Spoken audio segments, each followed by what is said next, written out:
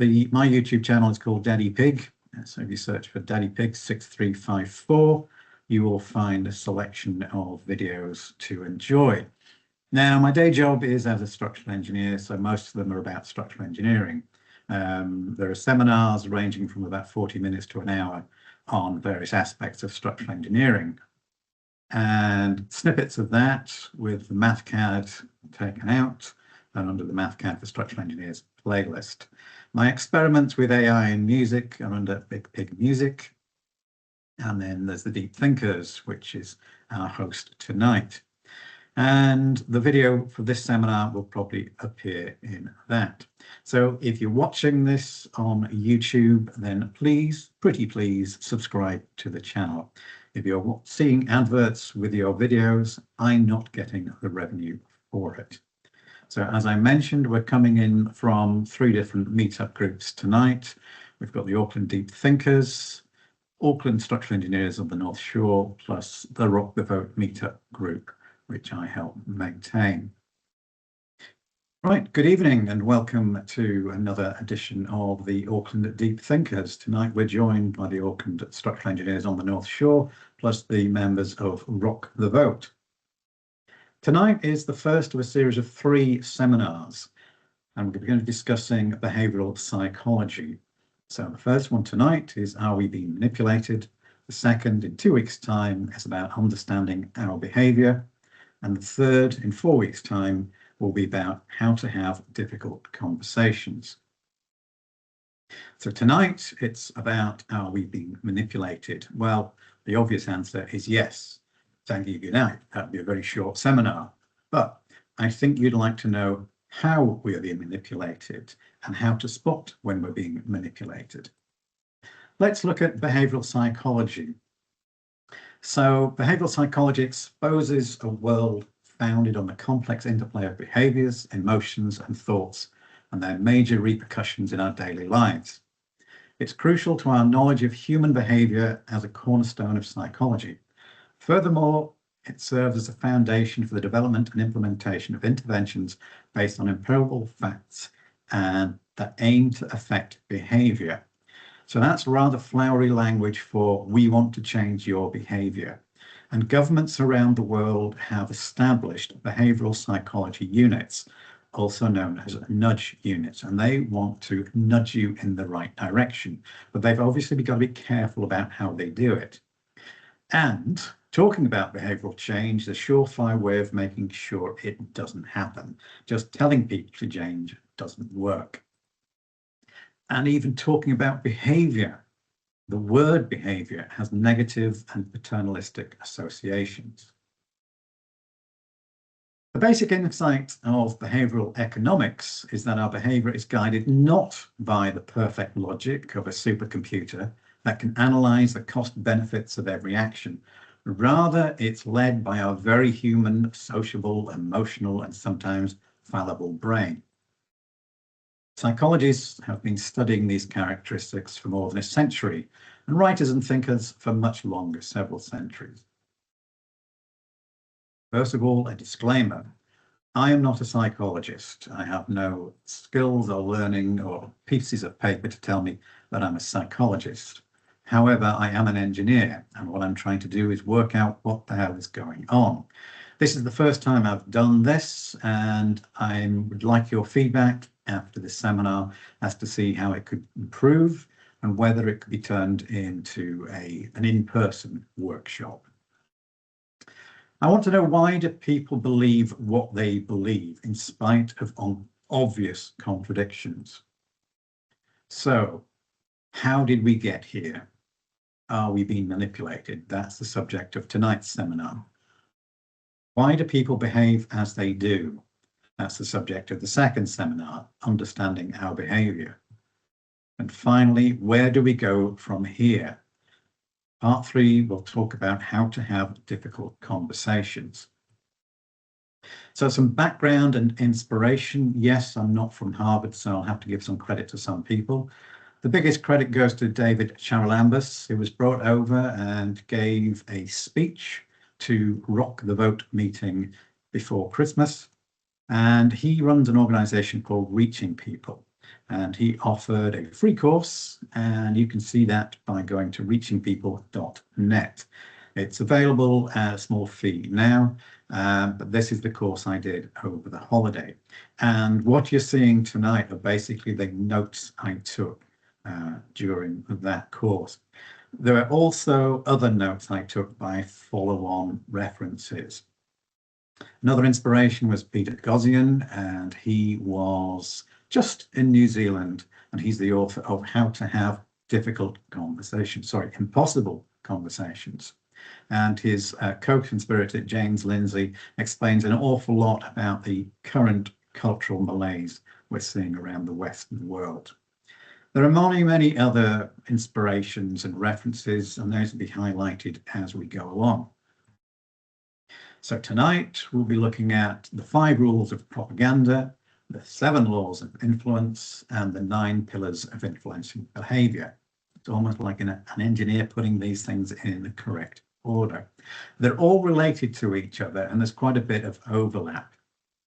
The big one is the 9 pillars, which is kind of scary and insidious when you go into the detail of it.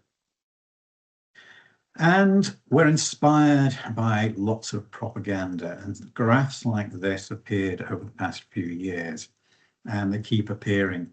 And you know, when graphs turn red, the shit is really going to get real.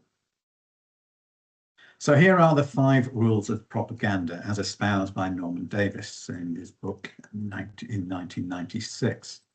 So the first rule is the rule of simplification. You reduce all data to simple confrontation between good and bad, friend or foe.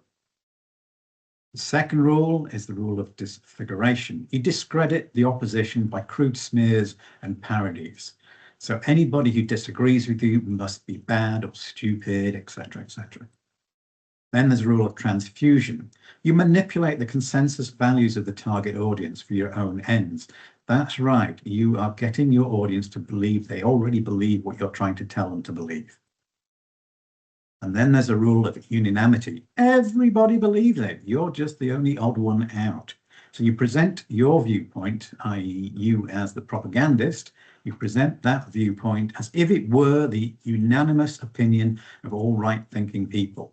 And by right-thinking people, we mean correct rather than right-wing or left-wing. So doing this, you drain the doubting individual into agreement. You wear them out, and you appeal to star performers, celebrities, high-status people. And you use social pressure and this psychological contagion, as we've seen throughout social media. And the 5th rule is the rule of orchestration, endlessly repeating the same message in different variations and combinations again and again. So, as Gary Kasparov has pointed out, the point of modern propaganda isn't only to misinform or push an agenda, it is to exhaust you of your critical thinking, to annihilate the truth. You just give up, basically. You stop thinking critically. You'll just go along with it for the sake of it, because you've heard the message so many times. And if you've heard the message so many times, surely it must be true. Powerful messages are used in propaganda, and it's very simple. We're all afraid of something, and fear is a big motivator. It's one of the most powerful emotions you have. So here we have the big scary thing on the left-hand side, and we're afraid of it, but we want to go to our happy place. So you want to move away from danger and towards your happiness.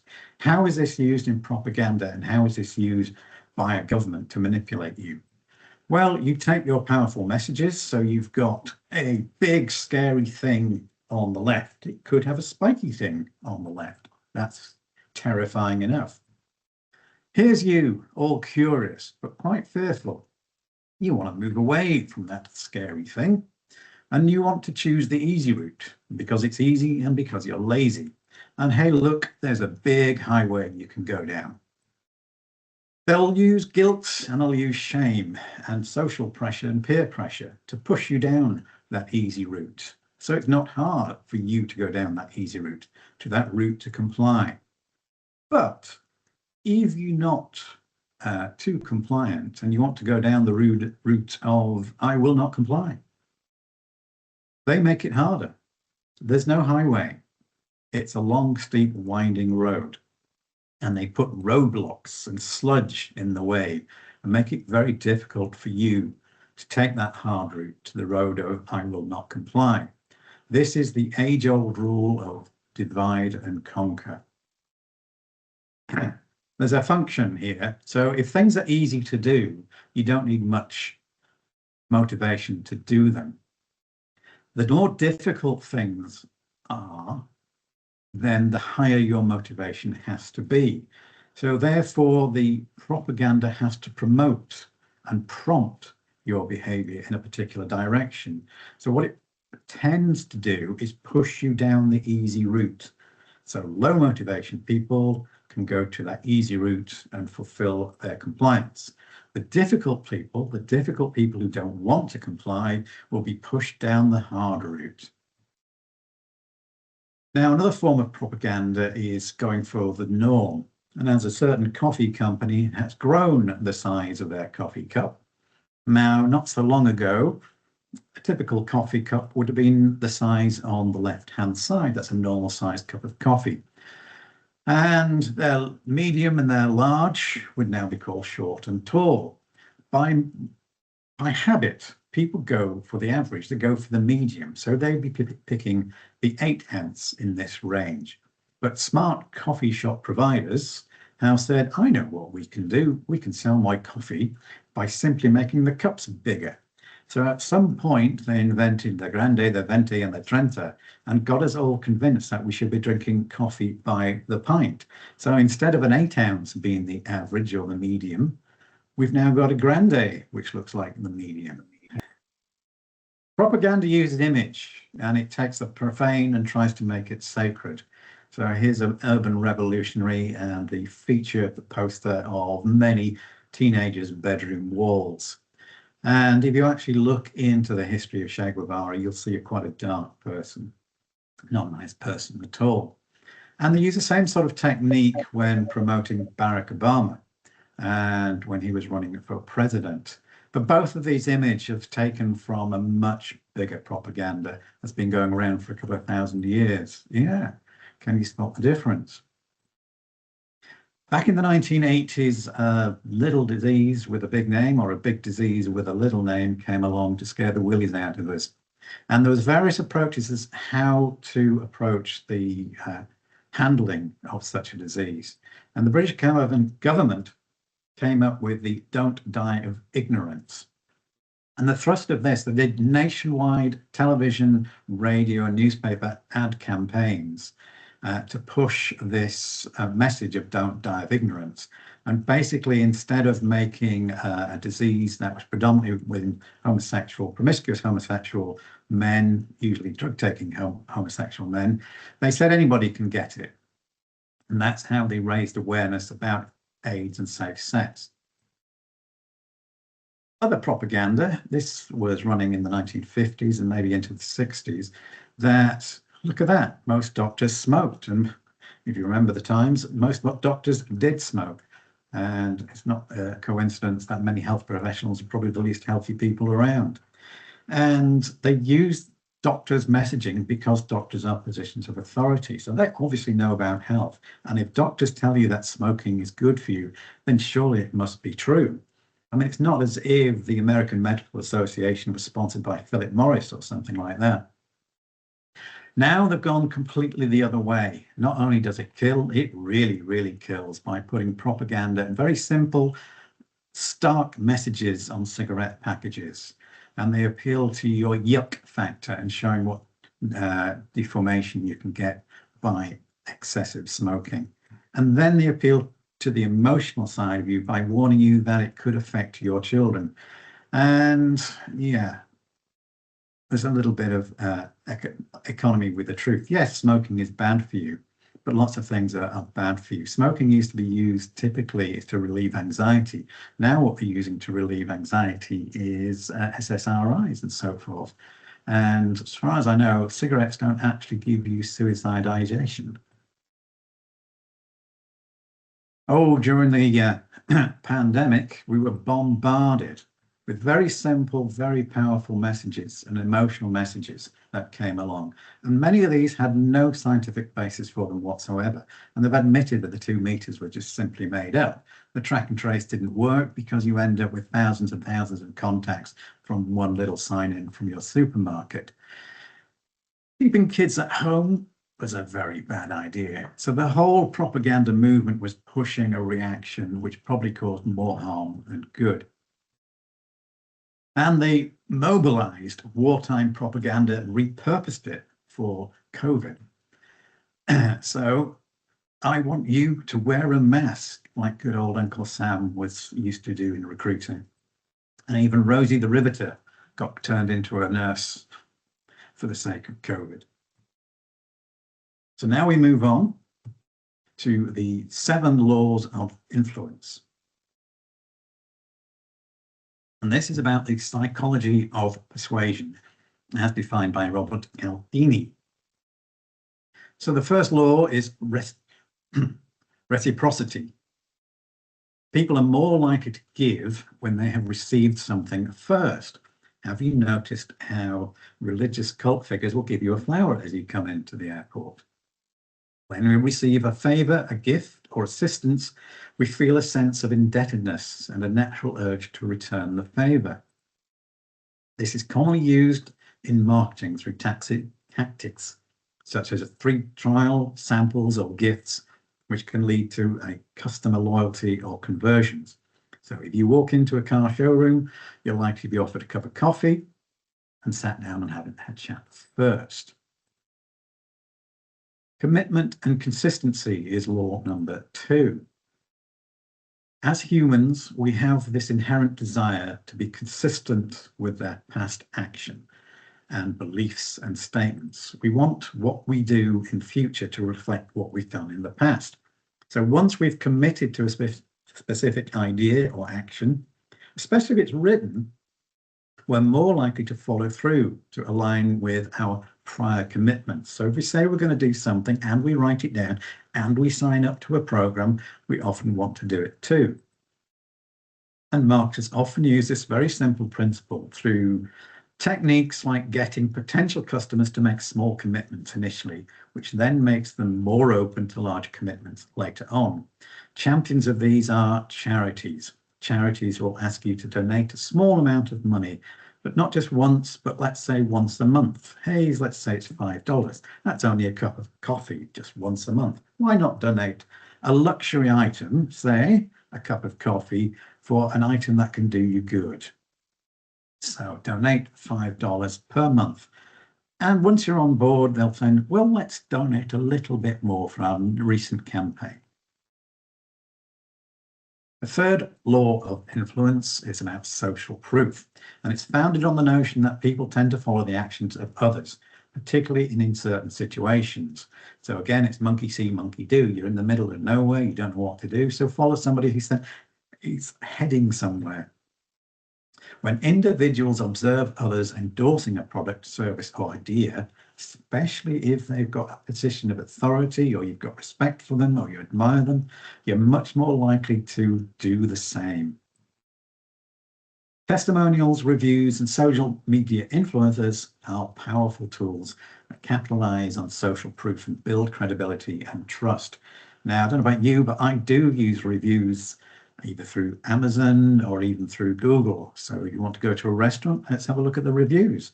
If it's got less than 4 stars, is it worth going to? Authority. Now, this is the big one. A big influence in your decision-making comes from who the message has come from. So it refers to the influence of experts or authority figures that they hold over us. So here we have on the left a set of medics or doctors.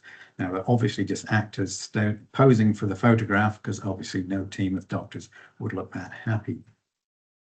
People tend to obey, respect, and listen to those who appear knowledgeable, experienced, or qualified, or in positions of power. So trust me, I'm a doctor.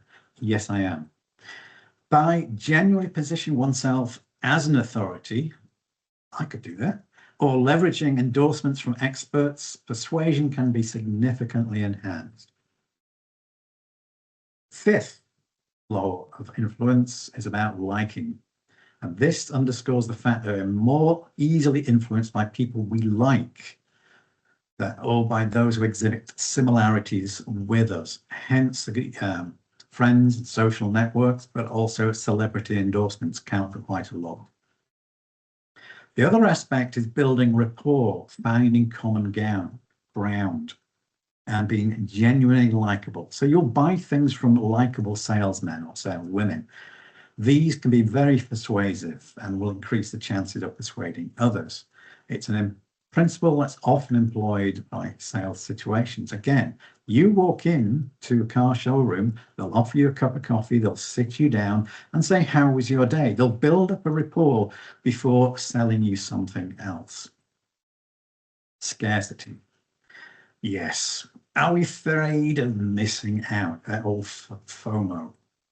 When something appears to be limited or exclusive, it becomes more desirable. So you'll often see limited offer while stocks last. Creating a sense of urgency or highlighting limited availability can be an effective means of persuasion. And one of the case studies was when a company, a telesales company, changed their advertising from our sales staff are standing by for your call, they turned it into, if you cannot get through to our sales staff, please try again later. And that emphasized the scarcity and exclusiveness of this product they were trying to sell. And as a result, they doubled their sales of that particular product. So sales promotions that emphasize limited time offers or limited stock play into this scarcity principle, and they stimulate us into action. The final law is unity. People are more likely to be persuaded by those with whom they feel a sense of belonging or a shared identity. So companies like to emphasize their common affiliations or highlighting similarities between them and you. So highlighting a similarity between the communicator and the one being communicated to, and that can enhance their persuasion. So this is often used in advertising. So big brands will align themselves with social values or causes. So hence your local football team will be supported and sponsored by a big brand company. It's no surprise that if you watch the Olympics, no doubt you'll be drinking a lot more Coke and eating a lot more hamburgers. Wonder why? This is from the Nudge Unit. How much propaganda and messaging can you get in a very short text message? Now, this was a text message sent out by the UK government to basically anybody with a mobile phone in the UK in around about 2021, 22. And it was to get them to get a vaccine. And the message they sent was, you have reached the top of the queue and are a priority for getting a free NHS COVID-19 vaccine. Please book yours now. There are several buzzwords in there which are manipulative. First of all, reached. Gosh, I didn't know I was committed to this. So they tuning into that level of commitment. You make people think they're invested into this thing. Top. I've got to the top of the queue. I didn't know I was in the queue, but I've got to the top of it. That must mean I'm special. Queue also means there are others in this queue, and that's part of your social group. I'm now on top of my social group. Oh, I'm a priority. This thing is scarce, but I'm a priority, so it must be valuable. I'm getting it for free. Well, I must do a favor for them because they're doing a favor for me. This is reciprocity. And of course, it's come from a figure of authority, the NHS, which in the UK is something like a religion. Now we move on to the 9 pillars of influencing behavior, and it's got the acronym Mindspace. This has come from yet another government quango in the UK called the Institute for Government. It's about behavioural psychology, and it's also known as the Nudge Unit. The nudging they want to do is nudge people's behaviour, so nudging people into particular types of behaviour. Now, this can be used for good, or it could be used for evil, like all of these technologies. So if you want your society or your country to be less racist, sexist, homophobic, etc., then you would nudge people with messages showing the tolerance. The Mindspace turns out to be the acronym for messenger, incentives, norms, defaults, salience, priming, effect, commitments, and ego. So these are all the pillars. All your messaging, all your manipulation is stood on top of this. So this comes from the document, and you can download the document from the UK website. It's quite long, but full of useful information. And there's all sorts of backup documents to go with it if you can be bothered reading them. But you can see the effects that this has had on various government campaigns. It's been going for at least a decade, possibly two, but it really came to the fore and went on steroids during the COVID pandemic. So let's go through each of these aspects in detail. The first pillar is messenger. Who is telling you this story? Well, we are heavily influenced by who communicates information. So those figures of authority, the medics, the judges, even the clerics or the teachers, all come with authority, and we will accept messages much more readily if it comes from authority. Second one is incentives. We don't like losses, and even small losses will loom larger than big gains. So we're risk averse in many cases. And reference points matter, i.e. where are we coming from and where are we going to? If we're comfortable where we are, how do we manipulate people out of where they are at the moment? Sometimes we overweigh small probabilities. So the risk of the loss might be small, but it's a loss and you still don't like it. So we mentally allocate money in discrete bundles. What do we mean by that? Well, let's say you've got a budget for food, a budget for rent, a budget for socializing, going out and so forth. So what we want to do, if you're a charity, you will plug into that spare money bundle of money. So that luxury item of your cup of coffee every week, why not tap into that? And we live for today at the expense of tomorrow. This is commonly seen in the marshmallow test. And that we'd much rather eat the marshmallow now than work hard and study hard and give up many years of income for a better future. Norms. So if a norm is desirable, let people know about it. So you as the behavioral psychology unit, you as a nudge unit, you want to tell society what the norm is. Even if that norm isn't the norm in the society, you would want to make it the norm. And you stand up and say, this is the norm in our society. And you've obviously got to relate it to the norm in your target audience as much as possible. And consider the social networks. So if the norm is we don't smoke in the society, you set that as the social norm. And so your anti-smoking campaign can be, it's not normal to smoke. You're an outlier. You're a social outcast if you smoke, and that's been quite effective. Norms may need to be reinforced. So you've got to keep saying the message over and over again. This is the norm. You're a normal person. Fit in with that norm. If you don't fit in that norm, you're not normal. You're an outcast. However, the psychological unit has got to be careful when dealing with undesirable norms. You can actually create a norm which is not the thing you actually intended to do. This is the law of unintended consequences. Now, people breaking the law often go to jail. However, research has shown it may be that a custodial sentence breaks an individual's remaining exposure to mainstream social norms, and instead immerses them in a crime-based set of norms and social networks.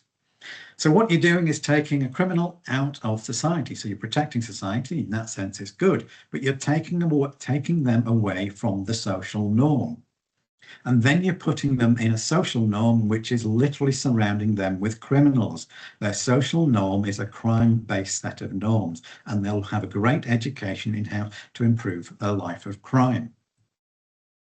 Defaults, another pillar. We tend to go with the flow. So if you give them a preset option, they will tend to go with that. And there's been lots of research done in the take-up of opt-in versus opt-out. The classic case is a donor card. Now, you used to get a donor card with your driving license, not to put you off, but It was an opt-in. You had to sign the form to say that you would donate your organs to transplant or other medical experiments. And in the event of your death, then they would harvest your organs for such a purpose. Then they have moved towards, and some countries have moved towards an opt-out position. So not only do you get a donor card with your driving license is now your donor card. And on the back of it, you'll notice that you've already opted in to donate your organs for medical experimentation and transplantation. And why not? Because to do not so is against the social norm.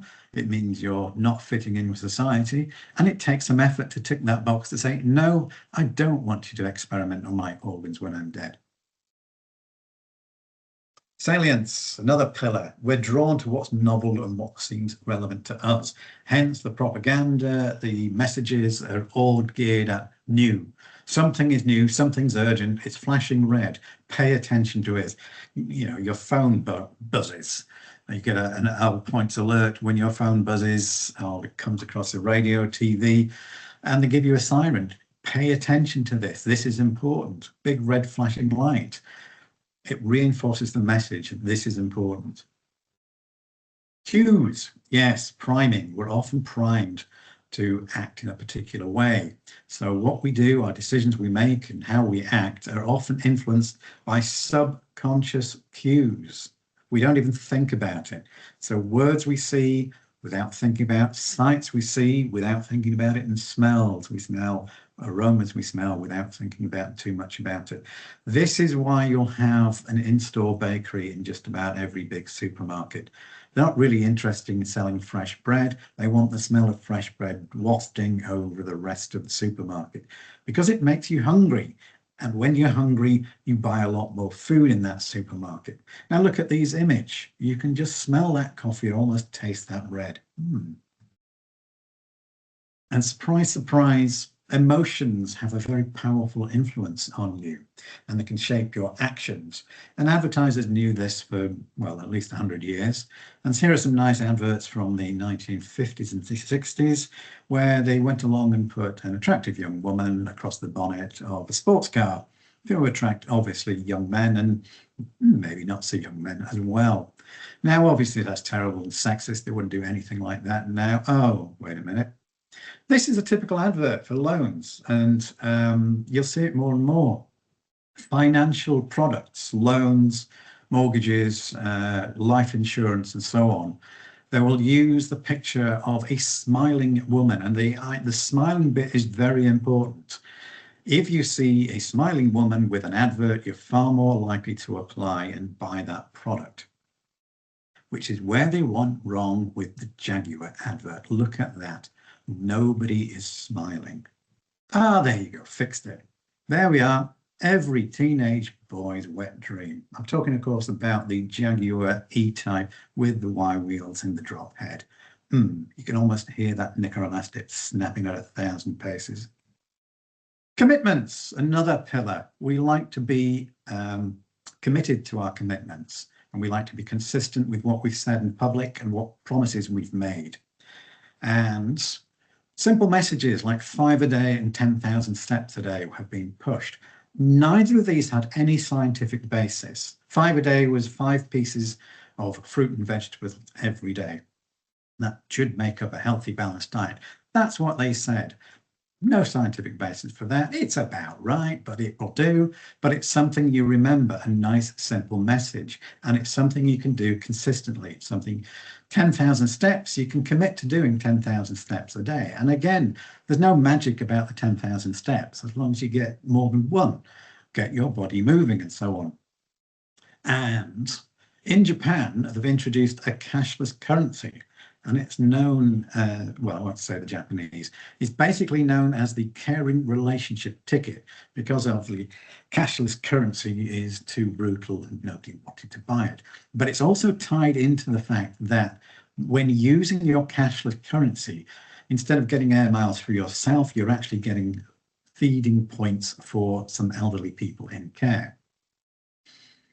Now, we can divide the world up into givers, takers, and reciprocators. And when we're committed, Most of us are reciprocators. So when we get something, we like to give something in return. However, there are people, poor people, who are givers and nothing but givers. These are taken advantage of by the takers. And if all somebody is a taker, there's something psychologically wrong with them. Ego, another pillar. We've all got an ego, whether we like it or not, whether we like to admit it or not. And we like to do things in a way that makes us feel better about ourselves. So we tend to behave in a way that supports the impression of a positive and consistent self-image. Now, hopefully you all got a good, consistent self-image of yourself, and you do things that enhance that self-image. I do things because it's good. I do things because I'm a good person. Hence the message that I voted to remain because I'm a good person. When things go well in our lives, we attribute it to ourselves, i.e., I've had a good life because I've been a good person. On the other hand, when things go badly, it's the fault of other people or the situation we were put in, i.e., we blame somebody else. This is known as the fundamental attribution error. So violent crime in particular is often entangled with a struggle for respect. And there's evidence that violence often relates to arrogance or aggression, protection of low self-esteem. Now, there's a writer and a doctor who's known as Theodore Dalrymple, and he's done several podcasts explaining his life as a doctor in a prison. And some prisoners have often asked him, am I here because of my childhood? Is it because of my childhood trauma? And he says, no, you're here because you're lazy, stupid, and made bad decisions. Now, because he's won their trust, he can get away with remarks like that. But he's often remarked that people are often in jail for violent crimes, and the crime was initiated because somebody dissed me. The UK government introduced ASBO, so antisocial behavioural orders, and this was trying to correct people's behaviour. Yeah, they failed massively because they suddenly became a badge of honour to some people in some social groups. So it actually encouraged bad behaviour rather than restraining it, as was the intention. So there's Mindspace, how you influence behaviour through public policy. So it's not officially part of UK government policy, but it is seen in many aspects of UK government departments and all the various quangos using these tools and techniques to get their messages out. How is it used? How do they do it? Well, this is the map they used in the handbook. So you start by exploring whose behaviour are you changing? Then you want to start where people are, find out where they are, what their infrastructure, what the resources behind them.